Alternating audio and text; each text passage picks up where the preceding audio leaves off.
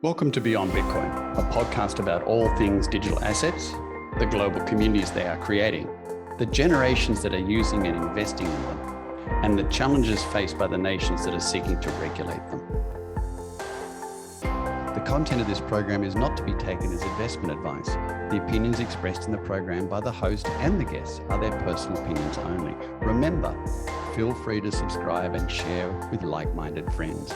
My name is Deryck Graham. I'm the CEO of Portal Asset Management, and my co-host is Nitin Gaur, Managing Director of State Street Digital Assets. Good evening, good afternoon, good morning. Welcome along to another episode of Beyond Bitcoin. My name is Deryck Graham, and I'm here with my friend and colleague, as usual, Nitin Gaur. Hello, Nitin. Hey, Deryck, and you world traveler, you. Where are you today? You're in Switzerland last week. I could live off your frequent flyer points. Live off it. I could buy food, accommodation, and fly around the world with it. So you can't say I'm the world traveler. However, I'm in London today.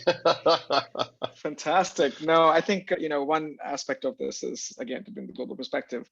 So love to, on this episode, love to get your experience on the ground reality of where things are. So again, welcome to the show, Deryck, from London. Thank you. So we've just finished a week in Geneva and Zurich. They were pretty solid appointments. We would have had close to 20 appointments during that period of time, family offices and also, banks. I mean, Switzerland's got 2,500 banks in it in that little town. It's the world of banks. And surprising in the fact that that Switzerland's ahead, Europe's ahead, regulations are in place and continuing to enhance the trading environment. And the interest, as I said last week, of having our fund on their platforms was based around the premise that the market is in a bear market. It's unlikely to stay in that for too long. So this is when funds and investors should get into place. So that's why they're wanting us to be on their platform during a bear market period. So that's very good. What's also good is when you're actually doing presentations that the market behaves itself for a week, which is unusual for crypto to do anything that is behaving itself. But for the last week, it has behaved itself. And since our last show, we've seen Bitcoin go up to $30,660 just a few moments ago, this being England Tuesday. And that's a 9% rise. And ETH has gone up to 1,900, and that's an 8% rise. And I think, Nitin, this is around the clarification or maybe the enthusiasm of BlackRock putting in its request to establish the first ETF, and also, of course, around the SEC approval of the first ever leveraged Bitcoin futures ETF, and also around, of course, EDX exchange coming into place with really some of the biggest names in this sort of crypto world, stating that they intend to create an exchange. The likes of Fidelity, Schwab, Paradigm, Sequoia Capital, and Citadel. I mean, they are the giants. And so I think that's given at least traditional investors the view that these guys are coming into the market. And Nitin, they're not coming in for summer. They're coming in for long term. Why would you establish an exchange like that? Yeah. So the world here seems to be, in the UK, all about the fact that the UK wants to be on the front foot with its regulations coming through. It's left this sort of absurd paradigm of stating that the regulations should be under, heaven forbid, gambling regulations, and it's left that and taken it over to the FCA and looked towards regulations there. And that's giving confidence to some of the investors we're meeting with. Nitin, you're all over this. What do you think is happening here? And do you think the UK is genuinely putting its front foot forward to be first and early? No, I was hoping to get some more nuggets from your UK trip in terms of the sentiment. So to me, yes, I spent a lot of time, of course, my work, but also, the work that I do with our clients, which is investment managers and asset managers and this entire ETF business. And incidentally, we had a Coinbase conference this week in New York, and some of the stats that came out of Coinbase conference was that 30% of top hedge funds are Coinbase customers, which means these are just like Portal Asset Management is. They're focusing heavily as not just traditional asset classes or what they call as alt category, and focusing more on crypto. And 20% of Americans, which is about 50 million, own crypto. Half of the Fortune 100 companies are, doing something in blockchain, which is, so to me, the notion of the institutionals getting into DLT, blockchain and crypto assets, is becoming mainstream. And one thing I loved what you said, Deryck, is it's winter. It's still crypto winter. It's long term. And exactly the messaging that you may have heard in Switzerland, that we should list your funds on different platforms during winter, so you're ready for the summer when the market is on the upside. And ETF galore. I mean, this week alone, of course, BlackRock was the headlines in terms of having a spot ETF. But then you also, again, had Volatility shares, you had Pro shares, you had Wisdom Tree, you had Grayscale, you had Fidelity, all vying for spot BTC ETFs.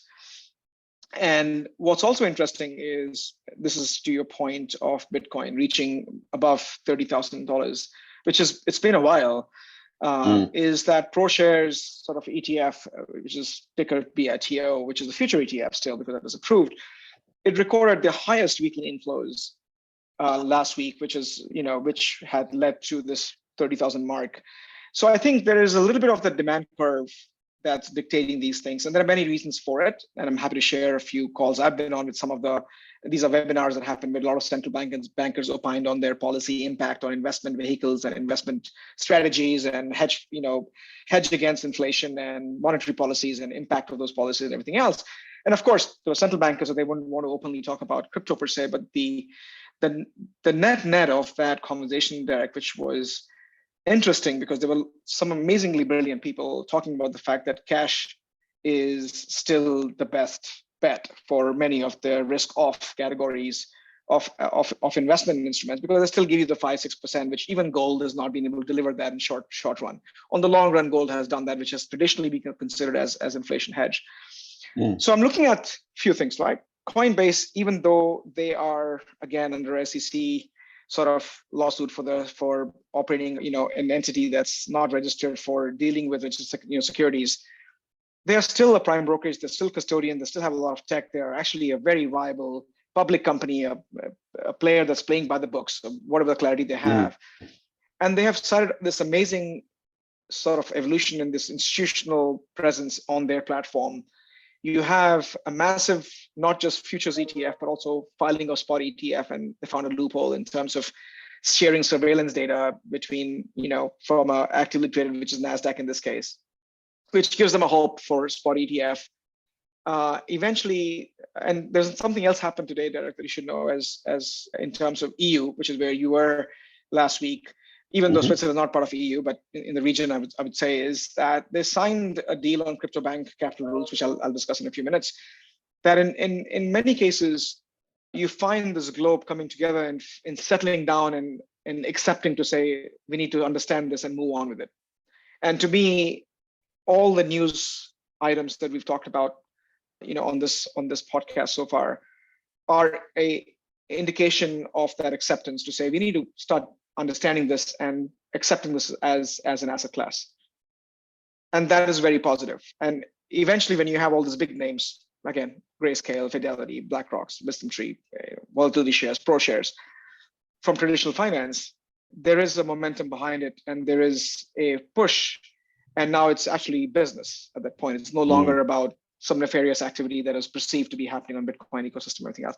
And that is positive. Of course, there is a second school of thought from crypto perspective, and I'll share that, but I'll pause here first and to see if that resonates with that thinking, or at least that same theme in Europe. It does very much so. When we've been discussing with these different groups, and they're quite different from investors, wealth managers, family offices, and banks, their first natural human instinct is to look at price. Oh, the price has dropped X number of percent, 80%, let's say, for some of the alts, 90%, and 50 or 60% for our primes. And human nature thinks then the value has dropped at the same time. And there's a difference between price and value, isn't there, Nitin? And so very much we look at this and turn around and say, yes, during 2022, the price dropped. But during 2022, the user base went up 39% worldwide to 430 million users. And we saw a lot of growth in the marketplace, utilization in the marketplace, just over that 12-month period of time. So I'm glad to see that this continued conversation is occurring and it's outside price. And it's also the other thing we need to look at is that we saw some conversations in the press and media about pulling back from the statement that Bitcoin could possibly be a hedge against inflation because of its recent volatility. It's dropped from 65 down to $30,000. It couldn't possibly hedge against inflation. I think that's very unfair. And the reason why is they're taking a time span of 18 months, as if 18 months is the hedge against inflation. And the hedge against inflation should be a time period of 3, 4, 5 years that sits in place, in which case Bitcoin has proven to be exceptionally good as a hedge against inflation over that period of time. So I just sort of preference the fact that sometimes these narratives out there that are turning around and saying, let's not talk about it being a hedge against inflation, price went down a lot, therefore it's bad, belittles the fact that even the smart nations are getting together and they're planning for this future and they're planning for exchanges, they're planning for regulations because they're not concerned or they're not engaged at the least with the up and down aspect of the last 12 months. They're planning to have this industry in place. And in the case of the rhetoric I hear, rhetoric or conversation I hear out of the UK, they want to be on the front foot. And we've also heard that same position with the UAE. They want to be on the front foot. They want to be the first in there. Well, if you're getting a number of nations like Switzerland and Zug, and we visited Zug on the way, and we visit, the likes of into Geneva and we're talking with Dubai all the time. These nations are really positive about being out there in the front. So I just sort of throw that in because it's all wrapped around what regulations are trying to create to make this space work, knowing that it's not about the last 12 months.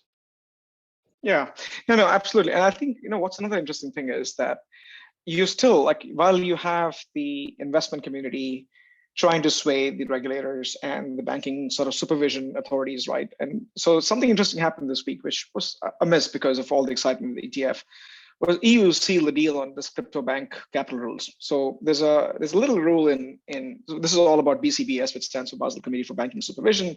And the idea behind BCBS or Basel 1, 2, 3, now you have Basel 4.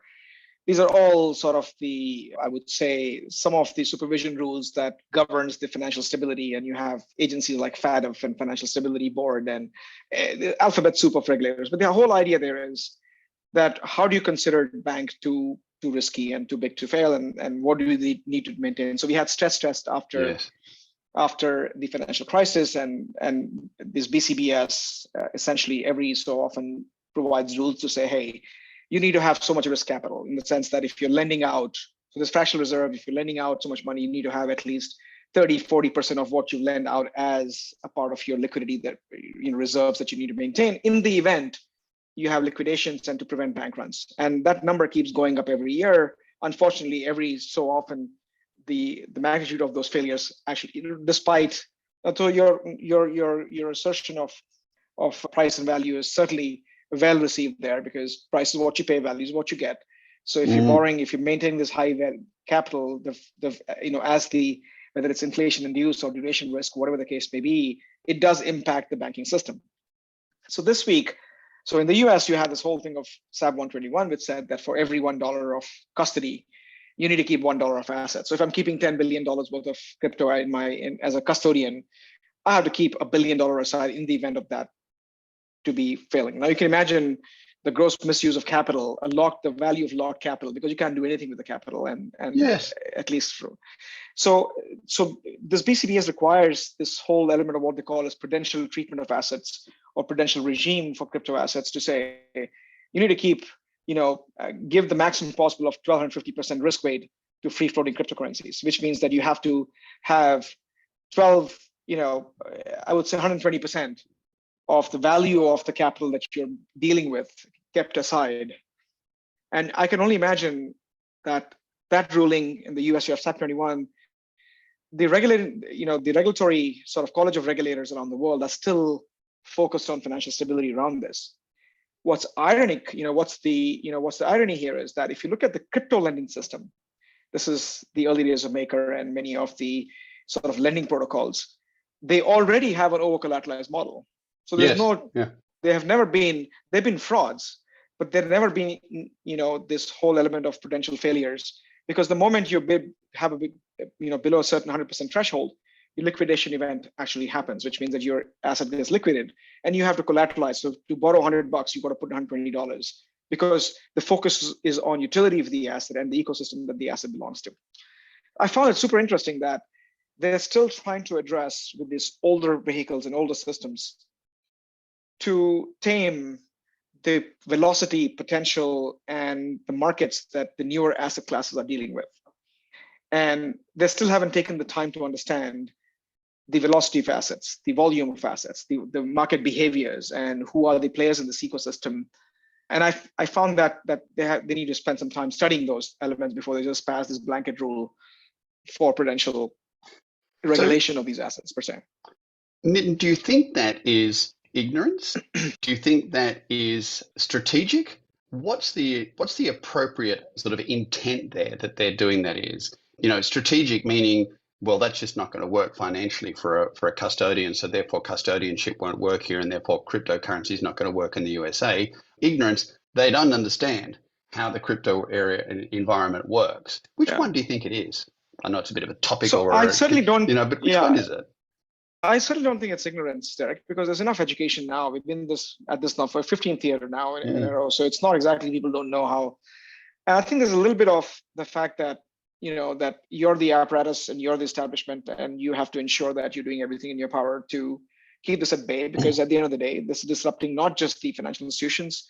It's not just disrupting all the financial intermediaries, which is what blockchain-led systems are, but it is also disintermediating the regulators that govern the same intermediaries that has evolved over time.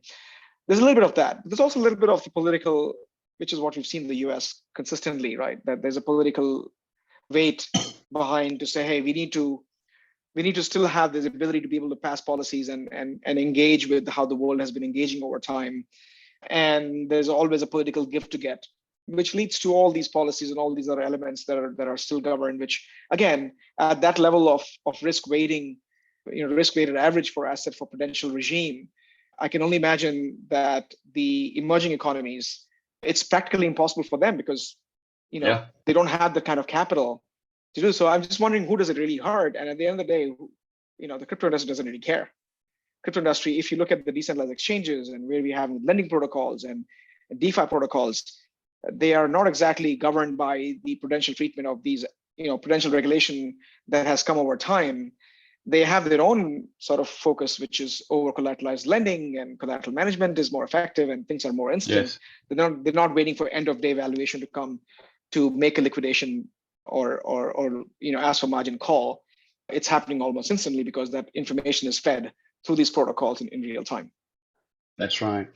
So also what we've been seeing is clearly the investment industry wants a set of regulations, and they realize the regulations will roll out progressively. The UK has said it's possible that the FCA might be able to get a set of detailed regulations out within 12 months. That's pretty impressive. What do you think the chances of that are? So that's also interesting, right? Because if you look at the various efforts that have happened around the world, including WADA, which is very progressive in terms of registration opening up, there is the set of global regulations, so FSB, Financial Stability Board, FATF, Financial Action Task Force, BIS. Some of them are global agencies, which means that if you have to participate in global financial systems, you have to adhere to some of these things like travel rule or prudential regulation, Basel IV implementation with all banking. And if you're not, then it becomes very hard for you to participate in this global economic force, which is buying and selling commodities and having access to the global financial system. Because if the banking system is not resilient, then it's hard to get money in, money out, right? And so regardless of what they pass in their jurisdiction or sovereign nations, whether it's registration regime or whether it's freedom to do business in certain areas, when it comes to global financial system, I don't think any single country can operate on its own, unless you're North Korea, Iran, which is already have enough sanctions that don't really care about the system per se. But if you're any of the Singapore or Dubai or whatever, you still have to ensure that you're adhering to the travel rule regulation, which is or AML regime or any of the other elements, because that is really to ensure that you're curbing finance for nefarious activities, but also ensuring that you're doing the know your customer process and you're ensuring the money is not being utilized for laundering purposes and so on and so forth. That doesn't change at all. So at some point, all these regulations that are inviting to the startups, they're like what Japan has done, for instance, right? Japan has done, as a national tax agency, has certified that crypto issuers will not have to pay capital gains taxes. Well, it does a few things for them for now, right? It attracts enormous amount because again, it's a global platform, and every country is competing for capital and talent and businesses because that helps them stay relevant in the global scheme of things. So they're attracting, again, projects, technology, and while they're saying that we may lose money on capital gains tax, but we're creating jobs. We are attracting capital investment that comes in. We are participating in that innovation, and that compensates for the lack of capital gains tax. They make up tax in other ways. People are staying in place, they're spending money on restaurants and living in an apartment. And so they're able to make one way or the other. So a lot of these initiatives, I think, is to attract talent, capital, innovation. And I think the focus is less on disrupting the global financial system, at least from my vantage point. But at least they have some clarity to say, hey, you can come and do business here, and we'll give you some framework for you to come and operate in our countries.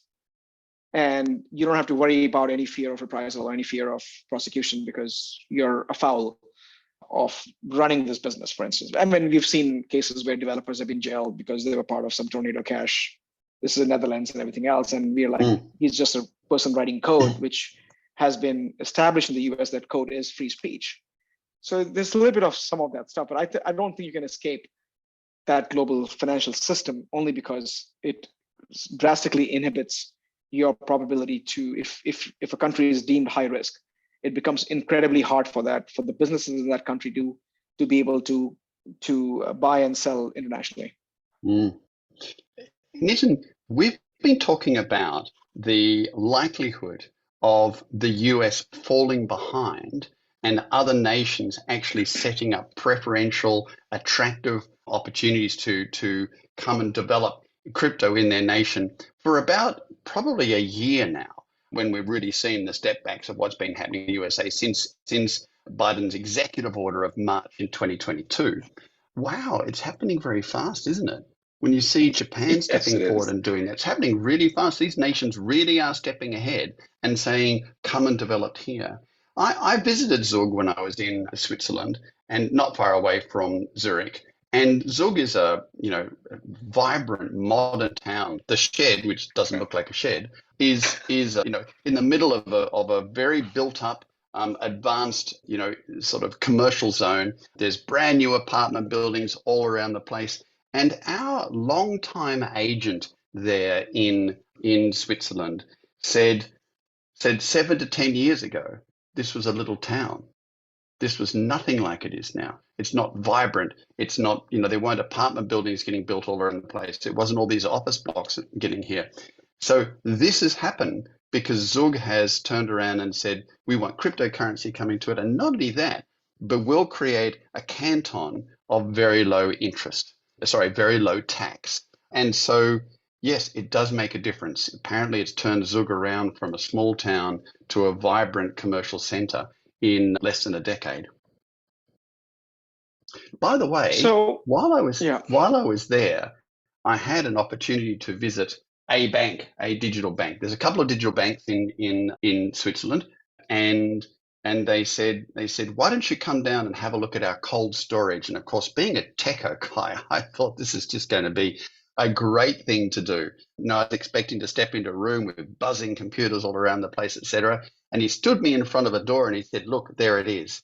And there's a door with a small glass window looking at another door with a small glass window that then looks at another door with a small glass window. And then finally, it looks at another door with a small glass window. This is cold storage. In the center of that hive, there's a server not connected to the internet, not connected to anything but power that is operating there. And I thought it was just superb to see. It really is the kind of worlds of vaulted Fort Knoxes, but of digital assets instead of gold. Yeah, no, I think that's in many cases, I spend a lot of time with technology, and at some point, Deryck, we need to dedicate at least one of these podcast sessions to the world of zero knowledge proofs, the world of quantum computing. And I've recently written a bunch of articles on this as to what is the impact of this on what we're doing, because all the plumbing that the existing financial system is built upon is, if that plumbing itself is at risk, which eventually it will be, because the cost of computing and the Moore's law and the combination of all these Metcalfe's Yes. law come to life, and the advancements in what we begin to see in post quantum cryptography, it is at risk. So I think some of those things you do is just, to me, not to, no pun intended, a window into the future of where technology is heading and what we need to do to prepare for that digital Yes. version of value that we aspire to keep from that perspective. But internationally, I think, and one thing I would say, that while we may have this blip, whether it's political or whether it's current administration's lack of imagination, lack of thinking, or political motive, whatever the case may be, from a technology innovation perspective, I think the US is still there. We have an infrastructure that allows us to be able to Yes. compete. We have a lot of intellectual capital, especially in context of, and these are export control technologies, things like quantum and cryptography and so on and so forth. And yes, there's also other rising powers in the world, because that gap is shrinking. I think it's just a matter of time that this tidal wave can be turned around with some sensible policies and sensible administrators, and maybe a set of lawmakers who understand the space, who are actually in tune. So I'm hoping that maybe the next 2 years, because we have the same administration, same actors, same players, same thinking, perhaps when you have change of guard, that may change, and you could then attract all these entities that have gone to Singapore and Dubai, and now with London, where you are, which certainly the A16Z moving there. I'm hoping that's the case over time. But at the end of the day, if you look at the crypto itself, which is, to your point of global, and we are truly a global team, because either you're traveling or I'm traveling, and we bring the global perspective to our audiences. But this morning, CoinDesk published this Crypto Hub 23, and they had a list of 23 places that you could actually go and work, and they have listed the strengths of them. Of course, Zug is number one in that list, where Ethereum was born, and then you have Singapore, London, Seoul, Dubai, Abu Dhabi, and of course Wyoming. They haven't mentioned US, but they mentioned Wyoming and Silicon Valley, because Wyoming, because of their regulatory, and Silicon Valley because of the tech sort of element from that perspective. But if you look at of course, Binance has experienced heavy sort of headwinds in many jurisdictions the same week, and that's concerted effort between, let's say, US and Europe and so on and so forth. And then, of course, Bybit and OKX have exited Canada. Gemini announced that it would drastically boost their headcount in Singapore, for instance, and A16Z has moved to London. Crypto's on the move, and the beauty is, unlike manufacturing or unlike the like of Walmart's, it's easy for these tech companies to move, because at the end of the day, you're dealing with global infrastructure, whether it's custody or whether it's crypto. It's easy. The mobility of these companies is easy from, let's say, US to Dubai, or Dubai back to the US. And so the question we should be asking ourselves is countries have to work harder to not only attract, but retain the talent, the business, the capital, because easy come, easy go. And I think about that sometimes, Deryck. Yeah, no, you're very right. And although, we're giving, I'd like to just clarify, we're giving the US regulators a hard time, and frankly, I think they deserve it. We're not giving the US a hard time. They do deserve it. And they're not giving the US a hard time because really, in fact, it was probably the epicenter of the creation of this area of cryptocurrency. It was certainly the major aspect, the major country that developed so much of it, which is typical of the US. Entrepreneurship, available money in the form of VC money, building of teams. They move very fast. It's success, fail, move on is an American attitude. So my gut feeling is that we're going to see regulation around the world enhance and grow rapidly over the next 18 to 24 months, and America realize it's just out of step, and a change occur, and it step back in and start putting sensible regulations in. Hey, Nitin, Zephos is traveling with us today. Oh, that's amazing. Yeah. He's a great guy, and he's a member of our team. He's a data scientist. He's been actively involved with large language models, which has been fascinating, ChatGPT. And of course, he works with IBM. And he's Greek. Petros Zepos, right? And he says to me, cryptography stands for hiding the words. Hiding, Yeah. crypto, Greek, hiding, and then cryptography, the words. And he and I were throwing some ideas around. We think it probably needs to be rebranded. I think that something that starts with hiding is probably not the best thing, and we could rebrand it to another name. I'm not going to throw around a dozen names today, but it'll be interesting to see whether this world does start evolving past the statement of cryptocurrencies, which we know is so limited because it just relates to transaction of currencies rather than security tokens and utility tokens and non-fungible tokens and all the business models that come to that. But yeah, what do you think?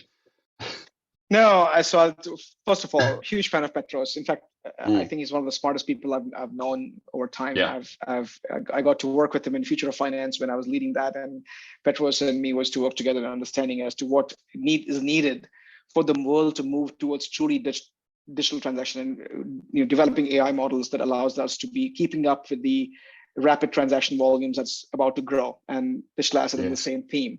So we would spend hours and hours talking about this. In fact, he worked with one of our clients and nothing short of brilliant. So I envy that you get to spend time with him. Yeah. But I think he's right. I mean, he's Greek, and which means he understands the gravity of this. And I also think things like blockchain and crypto, they should remove these names, and we should have much more simplified element that and this is the nature of the beast itself, right? When we simplify it, there is a sense of understanding of this. The word crypto, as you mentioned, itself scares away many people who don't have to understand cryptography to understand the essence of what the technology is trying to do. And same with blockchain. Blockchain is not exactly the most amenable and easy term to understand. So I think we should change these names as a part of marketing effort. But like anything else, Deryck, there's no centralized entity behind this to make those decisions. It's the community that have to. And we have enough jargons in this. We have zero knowledge proofs, and they've taken many terms and hodl and buildle, and so it's you simply have to stew in it to focus on it. But I think there should be a marketing effort funded by crypto community to change these names to make it fun and attractive, so people have a friendlier attitude towards it just as a psyche, I think. Yeah, agreed. So anyway, if anyone comes up with a great name for the entire industry, by all means ping us and tell us. We also saw around this difference between price and value. We also saw that in the last, from 2020, we've seen Australia, because we often talk about this, rise from 8% ownership throughout its population to 18% ownership in its population. There's nearly 1 in 5 of all of Australians own it too. So, and you've just said that that's about the same percentage that the US own now too in crypto, about 1 in 5 people in the US own crypto. I would have thought that was quite an anxious period to think about. There's 1 in 5 voters there. You don't want to really push it out the door on the way through. But at the beginning of all of this, I sort of wanted to riddle a question to you because I'm a little bit perplexed about this. And it's interesting how it's happened. Maybe they're just late followers that have done this. So we've seen Bitcoin go up. We've seen Ethereum go up. We've seen these ETFs, future ETFs, proposed ETFs. We've seen the EDX exchange come into place. And then in the last week, we saw Aave go up to $63.67 or 23% rise. So Aave is a decentralized exchange. And we also saw Uniswap rise 16% in the last week. And this is above and beyond the rest of the alt market in general terms. And both of these are decentralized exchanges. So with all this focus we've been putting on centralized exchanges, here are the two leading DEXs go up in price. Why do you think it suddenly happened, Nitin? Yeah, I actually looked into that too, right? For example, Aave is a lending platform and Uniswap as a decentralized exchange. There's a few things. One is the general thesis around Bitcoin as a benchmark asset reaching 30,000. It suddenly uplifts all these. So there's a little bit of that effect. Second effect, if you notice that a lot of layer 2 protocols were deemed securities. So a lot of exchanges ended up delisting them in effort to comply with any SEC action that may go, whether they are tied to US or tied to US consumers who are on those platforms. So, of course, all the US exchanges and many of the European exchanges like eToro all have delisted the layer 2 protocols. So if you look at some of the theses that we were discussing in terms of permissibility of assets as to what is our playground they'd like to focus on, we had focused on things like, for example, the longevity of the protocol and the revenue potential of these protocols and how long they've been in the business, what is the TVL. And if you were to remove some of the layer 2 protocols, which were quite viable as investment instruments, I think then you're left with just a few. And Uniswap and Aave, for instance, have been long-running projects. They have defined value for the system, whether it's a lending protocol or decentralized exchange or collateralized lending that actually happens in these platforms. And second thing is liquidity and volumes, that they are still on exchanges. And in absence of centralized exchanges meeting its fullest potential because of regulatory risks due to the SEC injunction for many of these tokens, a lot of business moved to decentralized exchanges because they don't have the same, you could still have liquidity in decentralized exchanges because they're decentralized, and you may not have the same level of enforcement that you could have on a centralized exchange. And of course, then you have the inflation narrative that pushed all the crypto up. And then you have certain other elements of Bitcoin moving up due to the ETF and due to other news items. So to me, it's a combinatorial effect that has pushed these viable projects up from that perspective. And I think it's a great thing because that leads to development and it leads to better understanding the fact that we need to have a better, whether it's a marketplace or secondary market, which is not tied to a CeFi only. CeFi play an important role, Deryck, but I think it's in alternative areas for us to be able to explore and look into this. And that's true for all DeFi projects for that matter, who are truly decentralized. Yes, very true. Hey, coming at the end of our show, next week I'm in Singapore. Oh my God, you're just teasing now. You're just showing off, Deryck. This was happening here. You're just showing off, and I envy that. As I said, I could live off your frequent flyer points, but nonetheless, it's going to be very interesting because we're meeting with family offices and we're also meeting with some advisors to regulators in Singapore. So I'm very keen to have a conversation with them and share that with what I'm allowed to share with on Bitcoin next week. So we'll get a Singapore perspective of what's happening. We'll see whether their enthusiasm is much the same as we're seeing here in the UK, and we're also seeing out of Switzerland. And this Thursday coming, we're attending the Hedge Week conference for digital assets here in London. And that will be excellent. In fact, we've been granted an award there as the most consistent performing, the most consistent performing fund of funds in the digital assets space over the last 3 years. So we're delighted to receive that. So Petros and I and Mark will be there. And so we'll get a sense of what that sort of world is going to be like too. So let's share that all next week and see what Singapore, whether Singapore is vibrant. Yeah. And I'm sending a few guys along your way on the Hedge Week. And of course, you're in Singapore. So I do have some colleagues who used to work with me in IBM. Alan Lim, who is in MAS, you should meet him. I'll make the connection. Charu, of course, who has been our guest here several times. She's in Singapore. And of course, a colleague of mine at State Street. So I'll make all the connections and you should definitely meet up with them, Deryck. Terrific. And there's one last thing I'd say, and that is that if I'm ever thinking about creating a minestrone soup or rather an alphabet soup, you're the guy I'm going to invite around. If I ever thought to myself, I'm running out of alphabet abbreviations, I'm going to bring I'm your guy. I'm your guy. Good on you, Nitin. I'll see you next week. All right. Take care, Deryck. Bye for now. Bye. We hope you enjoyed our weekly conversation. If you have any questions, comments, or suggested topics, please contact Nitin Gaur or myself on the emails displayed here or via our LinkedIn profiles. Feel free to subscribe and share with like-minded friends. Stay well, inquisitive, and engaged. See you next week.